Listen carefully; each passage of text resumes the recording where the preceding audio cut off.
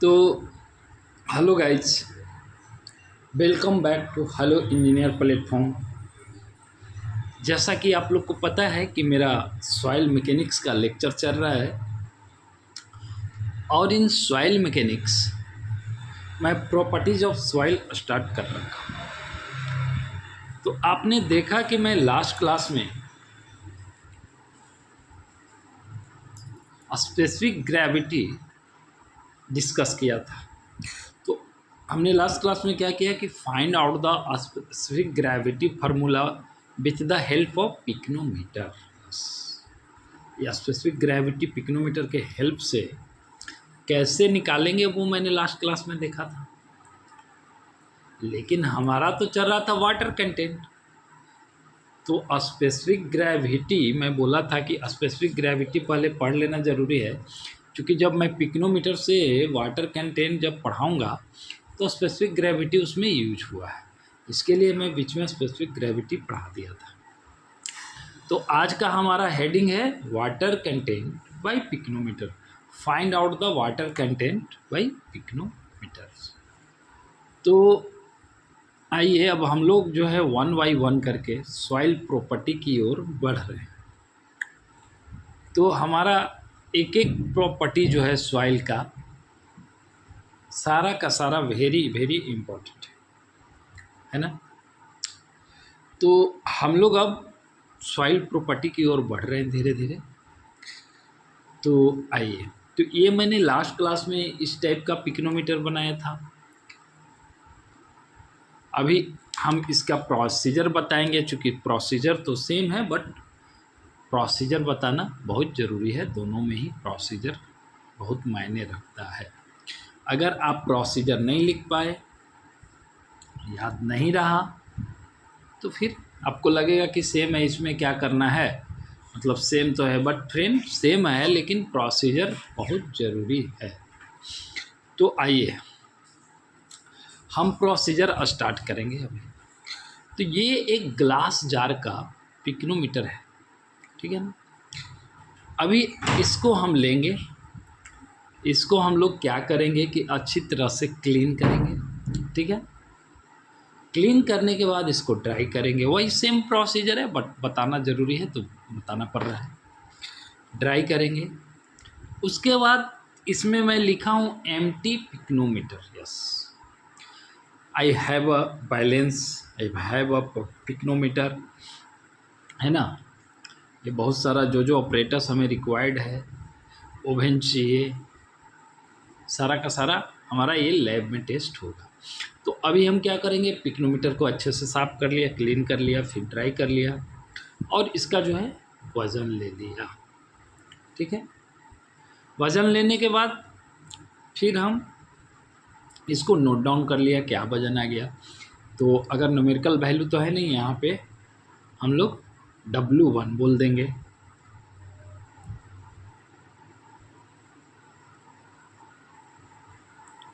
W1 बोल देंगे, ठीक है। उसके बाद फिर से इसका वज़न लेने के बाद फिर से हम लोग इसमें क्या करेंगे, ये स्टेप 1 हो गया फ्रेंड।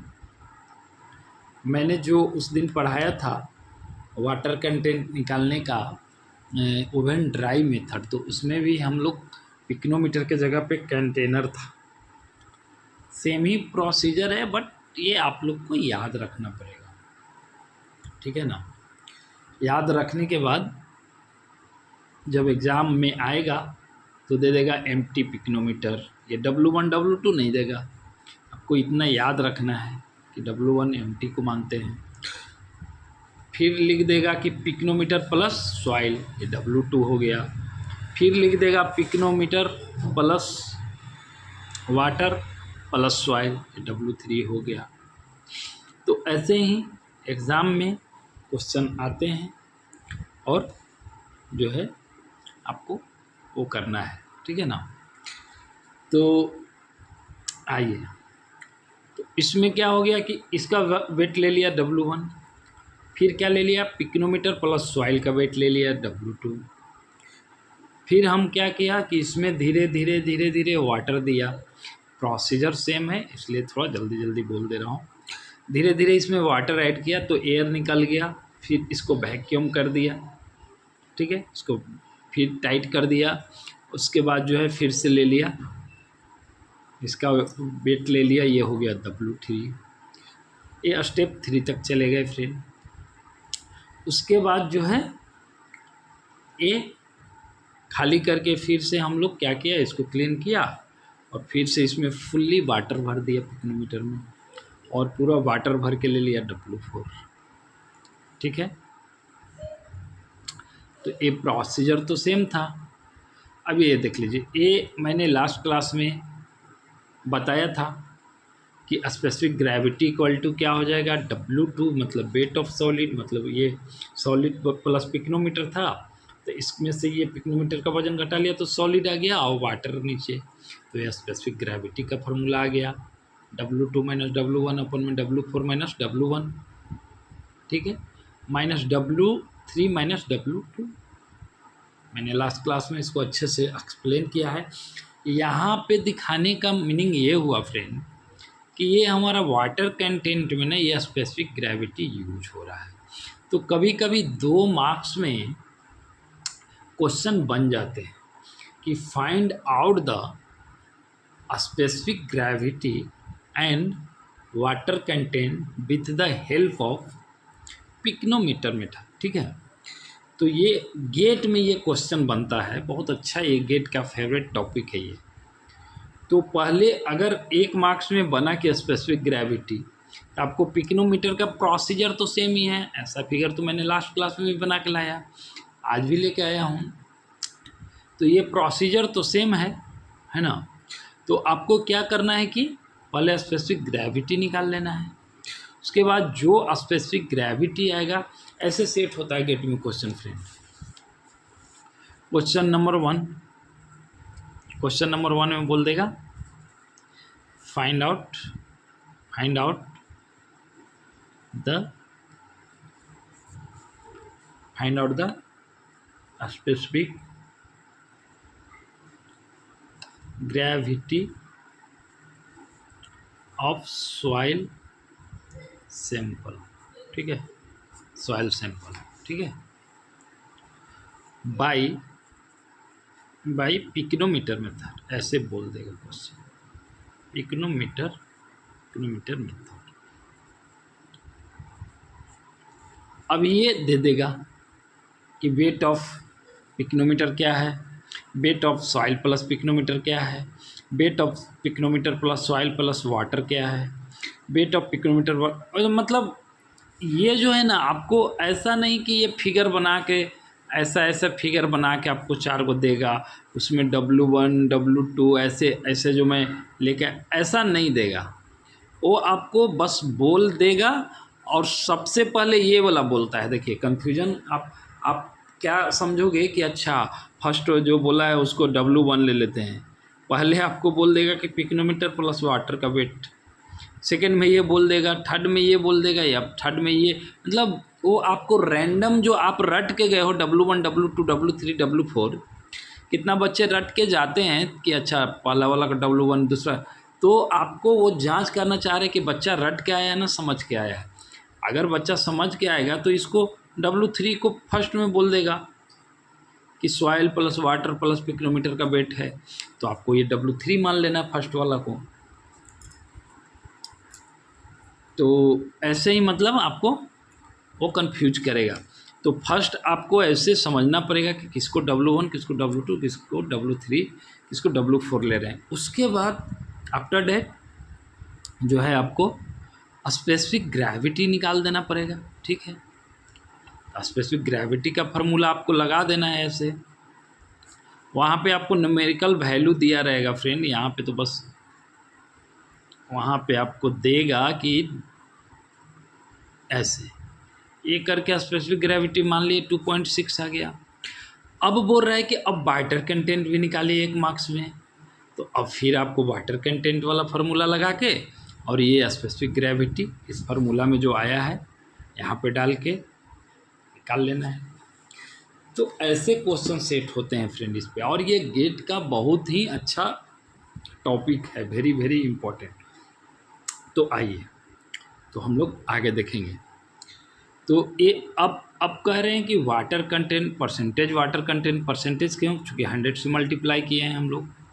तो अब देख लीजिए, अब क्या है हमारा फार्मूला ये यहाँ पे। अभी वाटर कंटेंट का फार्मूला क्या होता है फ्रेंड? परसेंटेज वाटर कंटेंट का फार्मूला जो बेसिक वाला फार्मूला है वो हम आपको बताए थे लास्ट क्लास में कि परसेंटेज वाटर कंटेंट का फार्मूला जो है बेसिक वाला वो क्या होता है। तो आइए, अभी आप लोग को शायद याद भूल गए होंगे कि वाटर कंटेंट का फार्मूला क्या होता है। तो हमने बताया था कि परसेंटेज वाटर कंटेंट का फार्मूला जो होता है, percentage equal to weight of water upon में वेट ऑफ सॉलिड इंटू 100। ये हो गया हमारा परसेंटेज वाटर कंटेंट का फार्मूला, ठीक है ना। तो अब यहाँ पे आ जाइए आप फ्रेंड, देख लीजिए कि परसेंटेज वाटर कंटेंट का वेट ऑफ वाटर, मतलब ऊपर में क्या लाना है? वेट ऑफ वाटर, और नीचे में क्या लाना है? Wait of solid. तो अब आ जाइए, W2 माइनस W1, ये क्या हो गया? तो वेट ऑफ सॉलिड हो गया। अपॉन में नीचे क्या हो गया? W3 minus W4।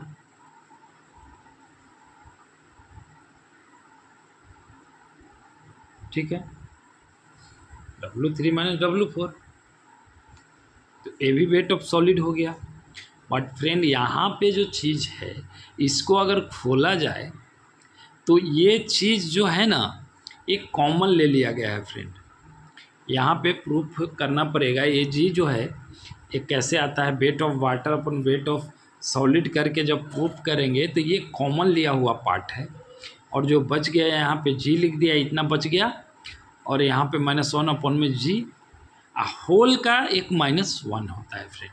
क्योंकि ये दोनों चीज़ जो है ना, एक यहाँ और एक यहाँ, ये जब इसको डिराइव जब करना होगा, यहाँ पे आपको डिराइवेशन की ज़रूरत नहीं है।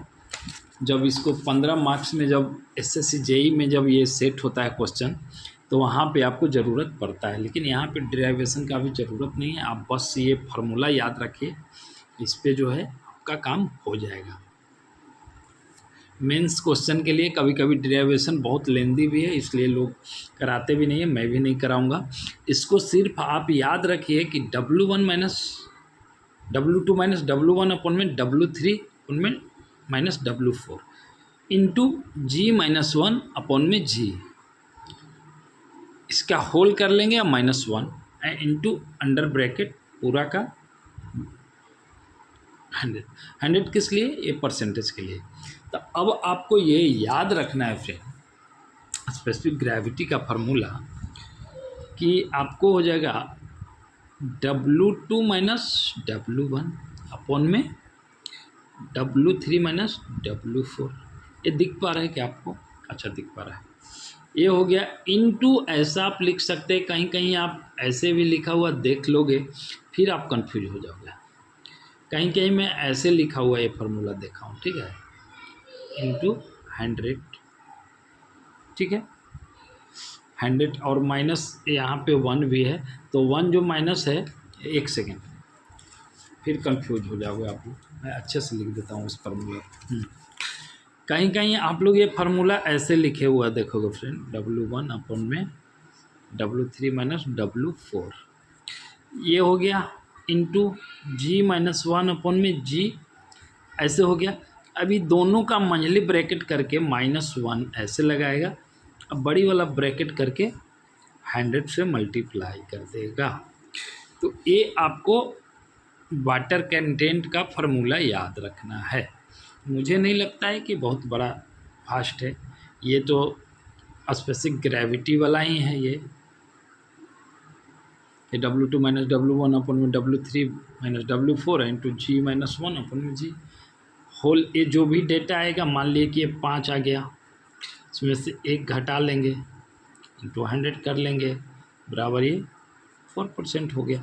एक मैं ऐसे ही बोला फ्रेंड कि होल का अगर मान लिए कुछ डेटा दिया, स्पेसिफिक ग्रेविटी ये पूरा पूरा दे दिया, तो कुछ वैल्यू आ गया, मतलब 4% वाटर कंटेंट आ गया, ठीक है। तो ऐसा होता है फ्रेंड। उसके बाद अब आ जाइए, where G is specific gravity, W equal to water content percentage बोल सकते हैं, W1 weight of empty pycnometer. ये मैं जल्दी जल्दी इसलिए बोल दिया फ्रेंड, चूँकि ये मैं लास्ट क्लास में अच्छे से समझा कर रखा हूँ। W2 equal to weight of soil, W3 equal to weight of soil plus water, W4 equal to weight of water. तो ये जो फिगर है ना फ्रेंड, ये फिगर आपके काम का चीज़ है, इसको आपको अच्छे से याद रखना पड़ेगा। चारों को आपको मेमोराइज करना। अच्छा, एम्प्टी वाला को W1 मान लिया, सॉइल प्लस जार वाला को W2 मान लिया, सॉइल प्लस वाटर वाला को W3 मान लिया, खाली वाटर प्लस जार को हम लोग W4 मान लिया। तो ये जो है आपको याद रखना पड़ेगा। तो ये था फ्रेंड आज का हमारा lecture, water content by pycnometer method. हम फिर मिलेंगे नेक्स्ट वीडियो में कोई नेक्स्ट कंसेप्ट के साथ। आज के लिए हम लेक्चर यहाँ पे समाप्त करते हैं, चूँकि दोनों ही प्रोसीजर सेम था, तो थोड़ा जल्दी जल्दी समझाने का ज़रूरत ज़्यादा पड़ा नहीं, इसलिए मैं जल्दी जल्दी समझा दिया। तो ओके फ्रेंड, बाय, हम फिर मिलेंगे नेक्स्ट वीडियो में।